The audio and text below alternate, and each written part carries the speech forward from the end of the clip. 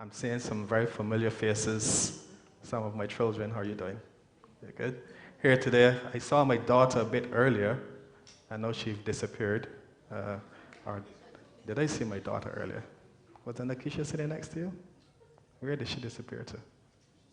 Oh, okay. Now, today I'm going to be speaking to you about the psychosocial effects of cybercrime and cyberbullying. But I am going to pay more attention to cyberbullying, and we will look at the psychosocial effects from that perspective in terms of the effects. When you speak of the psychosocial effects, you are speaking about what impact it has on you psychologically, and then in terms of the society, what impact or what effects it can have on you. I am going to start the presentation by showing you a very short video, and then we will get going from there. 225 miles north of New York City is the idyllic community of Essex Junction, Vermont, a suburb of Burlington. By all appearances, this is as safe a place as any for raising children. John Halligan, an IBM employee, knows firsthand how misleading appearances can be. On October 7th, 2003, a horrifying turn of events reshaped how John and his wife Kelly defined safety and transformed their lives forever. My alarm clock was about a minute to go off, and that's when I started hearing the screams of my daughter, Megan. My husband was on a business trip. John was in his hotel room when his distraught wife called. And I was never, ever prepared for what I heard on the other end when I picked it up. I said, "You have to come home now." I was crying, hysterical. "You have to come home." He's like, "Why?" And I'm like, "Ryan hanged himself and he's dead." And then he kept saying it over and "He's dead, Ryan's dead, Ryan." And I said, yes, come home, come home. Ryan Patrick Halligan was just 13 years old. You know, a bright, beautiful, lovable, kind, sweet kid just doesn't wake up one day and say, "I'm going to kill myself." I had to figure out what was going on. What happened to this kid? John started to explore his son's internet account, in particular, his instant messaging files. It slowly became apparent that Ryan was being bullied at school and online. He was living a double life. During the day, he appeared to be an amiable, happy-go-lucky kid. But at night, in the privacy of his room, he was a tormented child, roaming the dark and insidious backroads of cyberspace. He was in so much pain, and he couldn't come to the two people who loved him most in the world.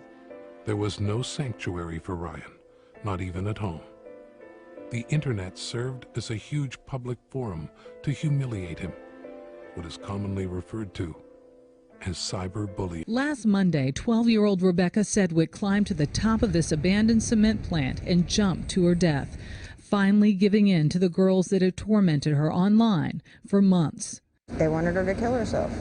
You haven't killed yourself yet? Would you please just die? They got what they wanted. Her mother, Tricia Norman, says the harassment started over a boy. She tried to get Rebecca away from the bullies by complaining to school officials. She then pulled her out of school, changed her cell phone number, and shut down her Facebook account. But the attackers moved to a variety of messaging apps. The bullying continued by a group of female juveniles on different social media outlets. Authorities are now exploring if charges can be brought against the 15 girls. Earlier this year, Florida expanded its school bullying law to include cyberbullying and some off-campus activities. Becca wrote this down in her journal, and it says, "Every day, more and more kids kill themselves because of bullying." How many lives have to be lost until people realize words do matter? Hi, this is my random video. In the weeks before Rebecca's death, her mother thought the abuse had stopped. She says she had no idea that Rebecca had changed her username on one messaging app to "That Dead Girl." She also didn't know about the troubling online searches for razor blades. Another question she asked was, how many Advil do you need to take to die? A memorial has sprung up on the fence surrounding the concrete plant where Rebecca took her own life. And Rebecca's family has started a Facebook page to help stamp out cyberbullying. That was my heart. I loved her so much. And this is the least I can do for her. Nobody else would listen. Now that people are finally listening, now that she's gone, I'm not going to let it go. Matthew Burdett was a freshman at University City High School.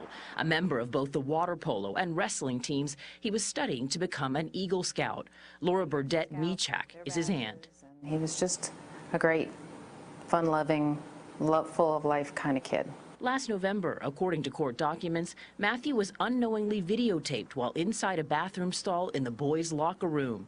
A student posted the video on social media sites, claiming it showed Matthew masturbating. Allison Worden, his family's attorney, says Matthew was soon tormented by his classmates. Classmates of Matthew's, as well as students in the district that went to other high schools, saw the video and proceeded to taunt him, tease him, bully him to no end.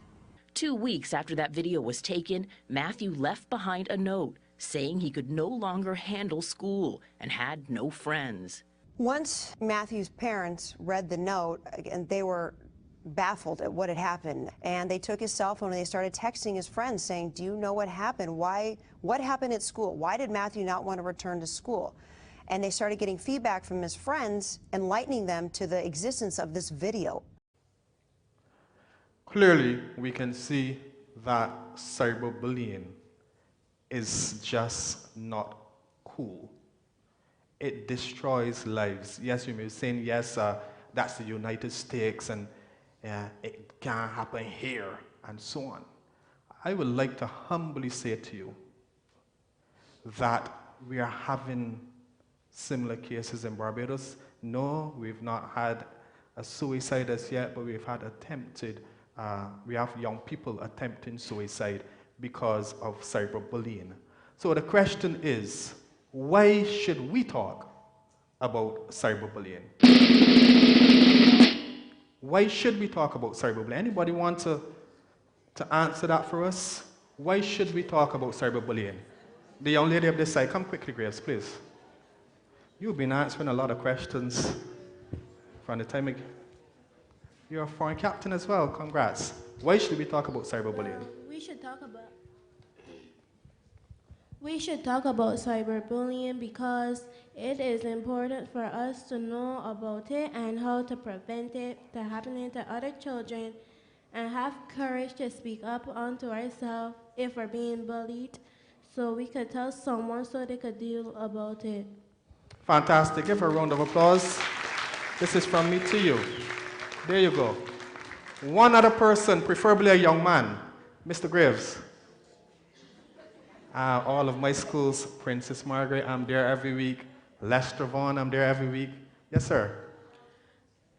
Cyberbullying is to be spoken about because it's not cool. It spreads rumors, you lose friends, and you feel lonely, and you want to kill yourself. I can live with that. Can you live with that? Give him a round of applause. Give the young man one of our little packages. Now, why should we really talk about this thing called cyberbullying? Because, ladies and gentlemen, 81% think it's funny. 81% of the young people involved in cyberbullying thinks it's funny. They think it's something to laugh at.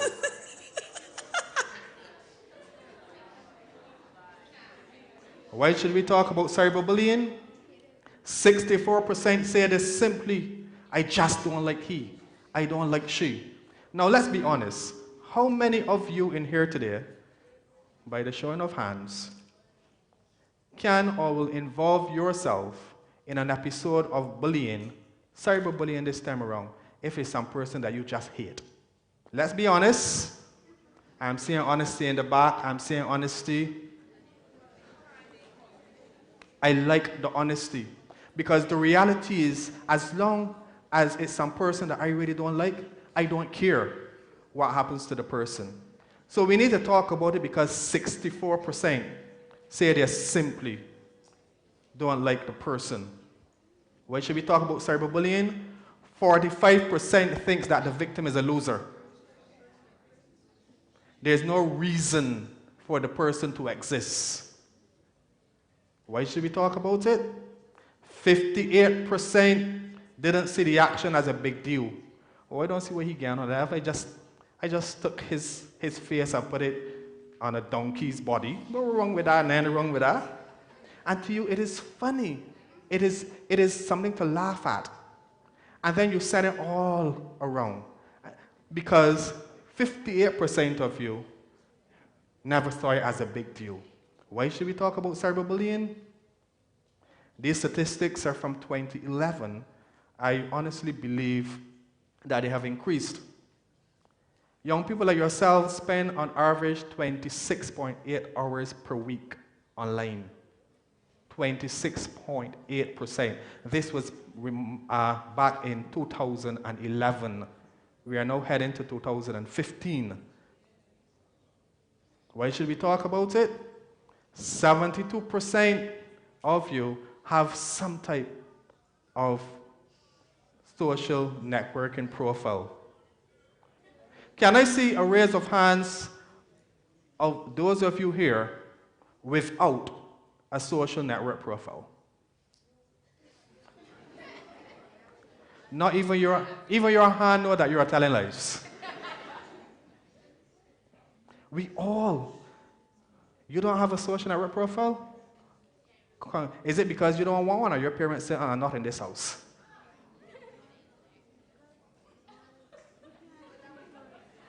Okay. Understood. Understood. That's, I think a lot of more of us should be able to say that. 60% of young people use instant messaging. 60%. And 91% of you have email addresses. That is almost 100%. That is like almost an entire young generation with an email address. Now, those are the reasons why we need to have this discussion on cyberbullying, because it affects all of us. We are all on social media at some time in our lives, some time of the day, some time of the night, we are online. So, what is cyberbullying? I recognize the hands of the young man. 1, 2, 3. Keep your hand up, sir. Yes, right there.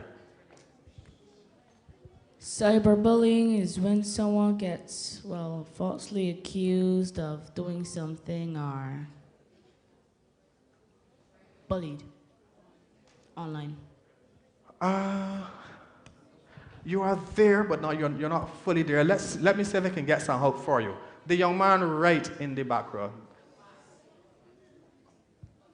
What is cyberbullying? Cyberbullying is when someone uses cyberspace or the internet to access your account, if you have an account, to torture you, not torture you per se, but to blackmail could be used, yeah. Like bullying, but not in person, like on the internet. On the internet. Now, I went to school long, but I did not go to school regular. So there's some things that you said, and lunch was my favorite subject at school. So you said cyberspace. What is cyberspace? The internet, all right. Cyberspace is the internet, like the World Web. That's fine. Word. I could take.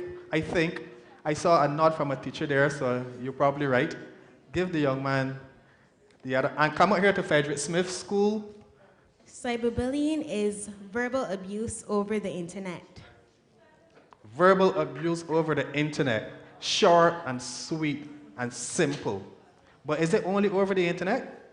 No, please. What are some of the other ways that you can be cyberbullied?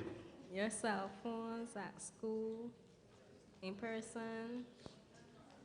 You can be cyberbullied in person. Now, cyberbullying, as some of you say, is the use of emails, instant messaging, chat rooms, cell phones, other forms of information technology to deliberately harass, embarrass, or intimidate someone.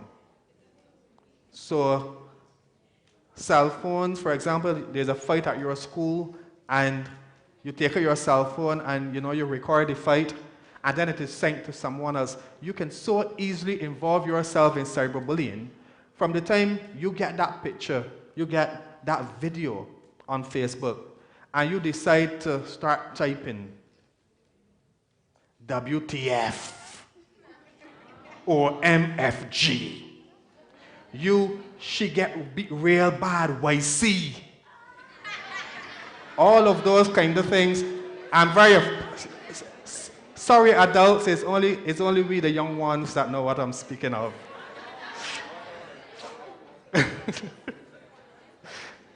From the time you decide to involve yourself in that, and then that little word that goes SHARE, you are participating in cyberbullying. Right there and then, you are a cyberbully. It's playing an online game and ruining the game for others on purpose. So you're playing a game. There's a game now that my son plays a lot, and he's able to play with people from almost all over the world. Cannot remember the name of the game. It's one of the latest ones. And it's where you can actually join teams, you can have team members and so on. Yeah, that one. Yeah, that one too. And that one, yeah, that one. And sometimes when your team is being beaten, you decide, boy, done with it. And you start doing things to ruin the game for other people. And suddenly we don't see that as cyberbullying, but it really is. Because you are taking away the excitement and the enjoyment from other persons simply because you are not having the kind of excitement that you want for yourself. It is tricking someone into sharing personal information and then telling others about it through emails or text messaging or WhatsApp and so on. I did a presentation in St. Lucia quite recently, and I was told of a young lady at one of their schools who fell in love with a boy, and she decided to take pictures in her birth suit and forwarded those pictures to her boyfriend. He kept them to himself until he decided, I no longer want you. And then he proceeded to let his friends in on the act. Come see the goodies, come see what I am seeing. Those pictures ended up on Facebook all across St. Lucia and obviously other places. That young lady attempted to commit suicide. Now, there are two things that went wrong there, and let us keep it real. One, if she had decided not to engage in taking those photos and sending them to that young man, he would have had nothing to post. Straight up, down flat. We're not casting blame, we're looking at the reality of the situation. Secondly, he was wrong. So young ladies, if you don't want Michael to send pictures of you to Barry, for Barry to send them to Carlos to send them over to David, or to John, not Sean, John. Just don't send the young men those photos. It is sending threats intending to harm someone or encouraging the person to commit suicide. Oh, you still living? You still taking up space? Go kill yourself. Do the world a favor. Examples of cyberbullying: making threats, sending insults to persons, and we do that a lot on Facebook. Gay bashing. We do that a lot, not only on social media, but in person as well. So you may come across a young man who is pretty soft in his movements, in his speech, and his hands always seem as if, the wrists are kind of weak. And straight off to you. And sometimes we get so bold with it, we don't even say, he gay, or he acting gay. Straight off, he gay. He's a big beep. On the other hand, you'll see a female and she clearly a tap on you all across the other side of the room. And when she goes out for PE, you expect her now to go to the netball, and she goes, yeah, fellas, we're playing football today. And straight off, she is a beep. And then we take it online. We are destroying people. At a primary school in this country, primary, not secondary school, there was a little boy who was being teased for being, or accused, I should say, of being gay. That young man climbed to the top of that primary school in Barbados and attempted to jump. In this Barbados, that young man could have been my brother, my cousin, your brother, your cousin, your next door neighbor. Then how would you have felt knowing how that young man, or what caused that young man to take his own life? What about if you were one of the persons engaging in the name calling? Then what? We need to think about these things. Starting rumors through instant messaging. When you get involved in those things, young ladies and gentlemen, you have one foot out in the community, in the society, and you have the next foot planted in government industrial school. And it is very easy, it is easier for the foot that is out in the community to join the foot in government industrial school. Do I need to explain what I mean by that? Does Somerville? It is easier for you to shift your whole body inside and have your freedom taken away. Some person else, apart from your parents or adults in your household, saying it is time for bed at 11 o'clock. For some person saying to you at 7, lights out. Lights out what? You feel that that's how it's work up there? When you hear lights out, that is what it is. In addition to that, ladies and gentlemen, you are destroying lives. Persons who have been doing extremely well, and then you post something on Facebook. And the person Grace starts to do like that. You are destroying lives. We need to have discussion. We need to have conversations about these things. Name calling in chat rooms. Man's so retarded. The man's so foolish then. And all the little things that I just mentioned that you put at the end of them to make them juicy. The man foolish, bad, see? And everybody else then laugh. WTF? It's true, boy, the man just foolish. And you're doing these things and you're enjoying yourself. But while you're doing that, what are you doing? Let me show you this very short clip about a young man. Well, you watch it and then we have a quick little discussion on it. I heard about a lot of things my friends were doing online that were really mean or just plain crazy. I never thought I would do anything like that. One day my friend Pat showed me a website he made. He posted a list of girls in our school and had guys we know go on and rate them. Sort of a hot or not kind of website. I thought it was pretty funny, so I rated them too. We had a good laugh and I thought that was the end of it. The next day, everyone at school was talking about it.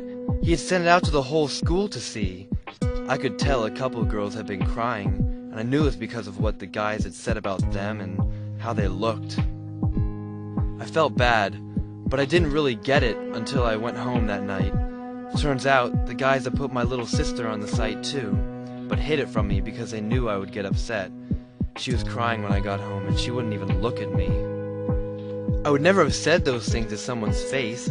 I didn't even mean them. I thought it was just a joke between friends. Now Pat's suspended from school, and they might kick me out too.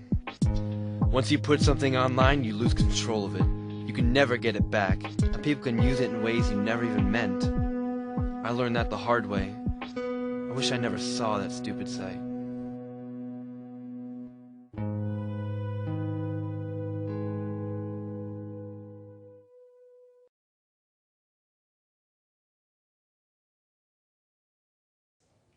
You know how he learned it the hard way? Because he was commenting on somebody else's sister, and the others were commenting on his. And that is when it became real. That is when cyberbullying for him got a face, because it was right inside his household. I remember growing up in a community called Bushall, where the guys will line on the block and talk and laugh and have a lot of fun. And sometimes as boys, we would talk about our exploits. I would call it that, our exploits. One night the guys were on the block and they were talking about this one young lady that they're all, well, to protect myself, I better say that they all had dealings with. And they were talking and laughing and it was fun. And there was this one guy who was heavily involved in this conversation. Man, I want to meet that girl. Man, she's so easy, I want to meet she. Because he wanted to do what all the other boys did. And when one of the boys made the mistake and called the girl's name, Mama, you're the idiot. Man, ready to bone for big rocks. It was his sister. So it was fun for all of us. It was fun for him, man, I gotta get some of that. Until he got the name of that young lady and realized that they carried the same surname. Are you guys getting what I'm saying to you? Are you guys understanding the message I'm trying to get over to you? Well, only one or two people like they hear me? Yes. There we go. I not only want you to hear, but I want you to listen. I want it to sink in so that by the time we leave here, we are leaving here with a different understanding to life, a different meaning to life, knowing that what we do can affect all of us, including our brothers, including our sisters. He had a fantastic time after he got home. I realized that his sister was one of the girls up for rating. Or she's an A, or she's a B. Is there a letter after Z? She's a letter after Z. And we're going on and on. Types of cyberbullying.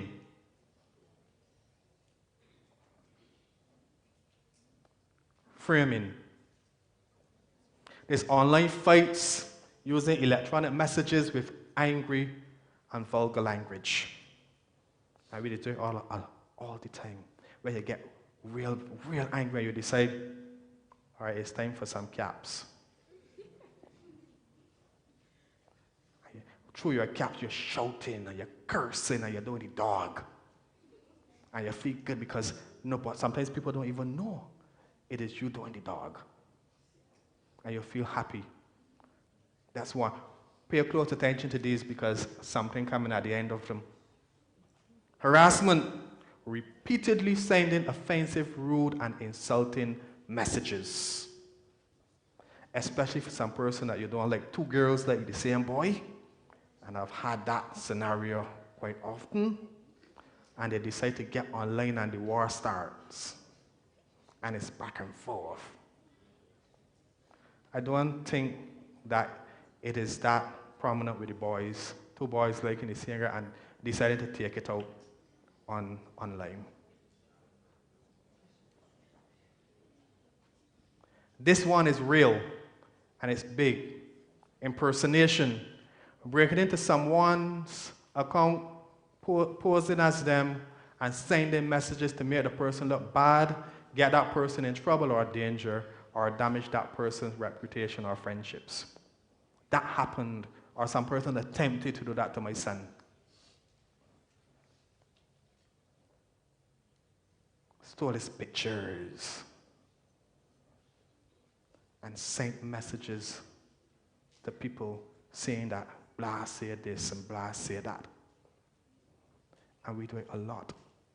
Impersonation. That was quick, Miss Gray. You sure about that? All right, let me take my signal from there in this corner. Outing and trickery. Sharing someone's secrets or embarrassing information or images online. Tricking someone into revealing secrets or embarrassing information, which is then shared online. Girl, I like you real bad. My auntie, nah, don't mind them, man. Jackie done everything. It's just the boy that I like. Send me the pictures, man. Let me see what you look like.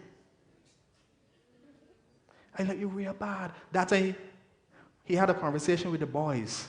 Man, I bet you that I can get them pictures of she naked. And when I get them, I can post them. Man, I like you real bad. You know how good you look? Sure, man, send the pictures, man. Man, you can call her brother so. And as soon as you trick her into sending the pictures, you get the picture, blam. You expose the pictures to the entire world. And then there's cyber stalking. Repeatedly sending messages that include threats or harm, highly intimidating, engaging in other online activities that make a person afraid or afraid for his or her safety.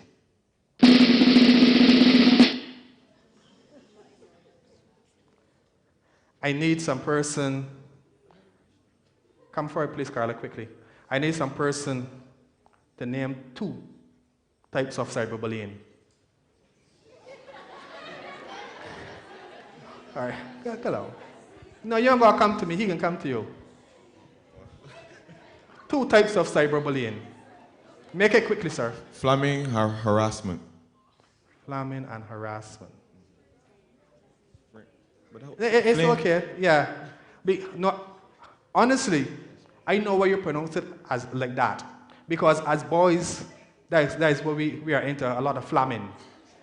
So I understand where you're going. Give the young man the last one. Don't cry, just, you want to answer as well, but you'll be answering just for answering's sake, to show us that you have the knowledge, which is better than what is in that case, that little gift bag that he got. You don't want to say that anymore? Fear you easy. Effects of cyberbullying. Now this is looking at, oh my gosh, I'm so sorry for knowing that. Let me tell you what I'll do very quickly.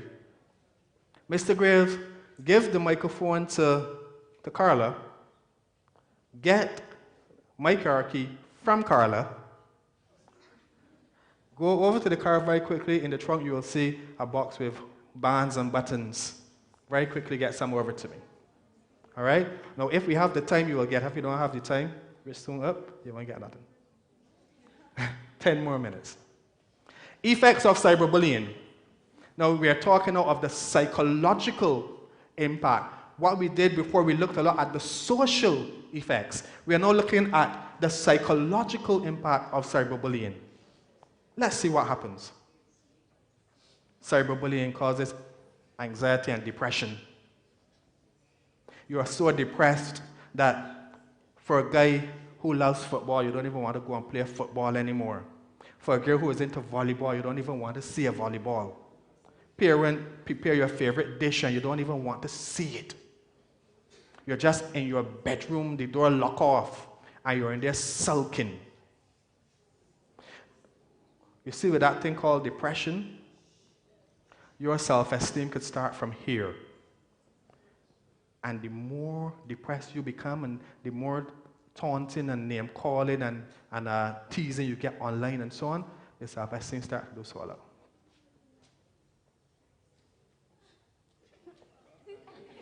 Stand on where? Oh, don't stand on there. Come up, come up, come up, come up. Okay.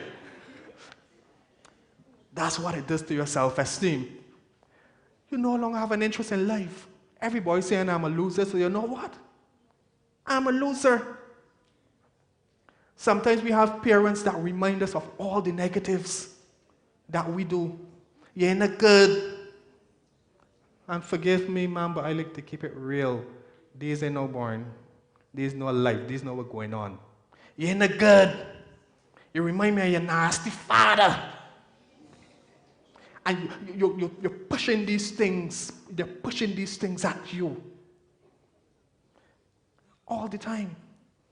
You pass 3 subjects at the end of the term and you fail 1. Oh, you do pretty right in the 3. But remember this one here that you fail.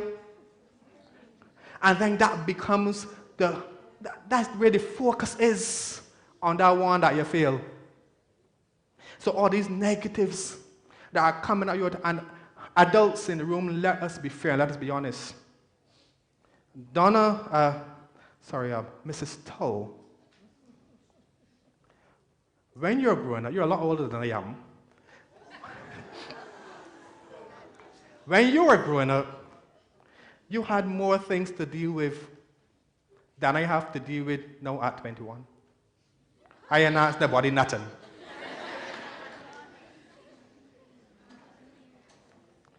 Young people now have more, you guys have more to deal with now.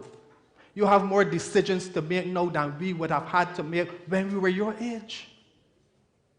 So it means now that we have to open up everything, including our educational system, Ms. Ramsey, and include things like life skills.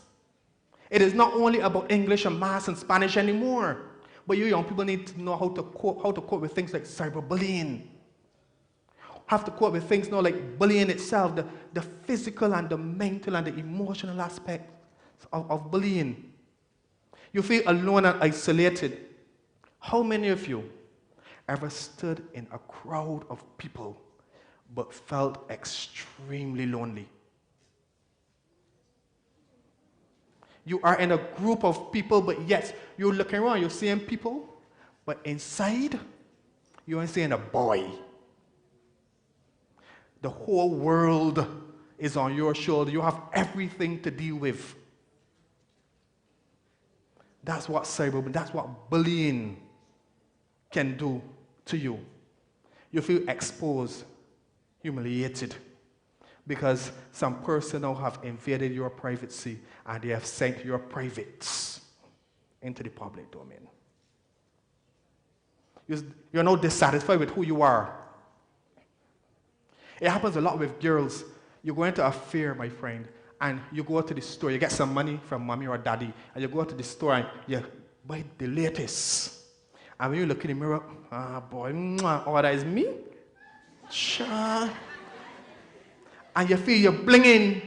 Because you go on the late, and for the boys, sure, boy, I stepping out clean. And then when you step through, you bother about your best friend or who you believe is your best friend. You look so stinky, you better go and take that off. That suit, you don't look good on you. Don't matter what you put on. For that friend, you look bad. Go and take it off. You go now from standing in the mirror and saying, shh, boy, oh, that is me for true. Sure, wow. Talking about handsome. To this ain't really that good for me for true, you know. And then you find yourself with 10 and 12 different outfits on the bed and trying to decide what's the best combination. Not to please you, but to please your friends. To get that that gratification and that welcome from your friends.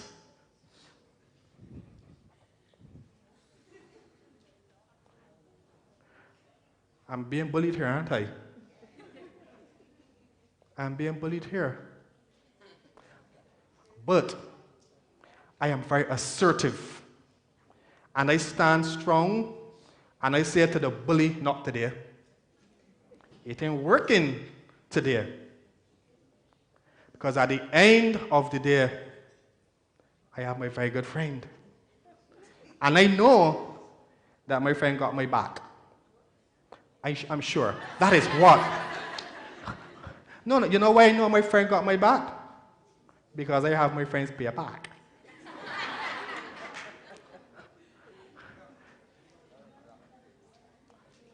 And no, that's not blackmail, that's friendship. At the end of it all, you need to have people around you that support you. Good people that can say to you, you're going wrong, don't come back. People that can reel you in when you're getting out of hand. Boy, I post something about Sandra online last night, and you're laughing at your friends. Boy, you do bare foolishness, boy.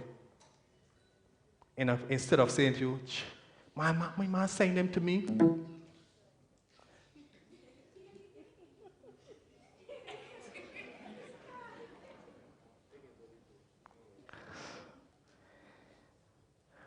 Carla? Oh, gosh. That is between the two of you. That is bullying. And I will not have it as a part of thank you. Now you realize. What I'm trying to get over to you, ladies and gentlemen, and I know I just have minutes to wrap up, so I'll probably they decide you're doing like the last fella, I can do it for you, and shut down. Let us think about the negative effects, the negative impact that our actions can have on other people. And if you don't like it for you, if you don't like it for your family, then you should not like it for somebody else's. We need each other to survive. We need each other. No, you can't have the ball.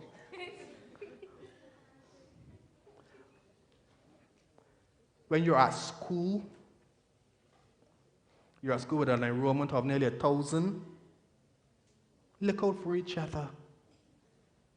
1,000 people, they're your family.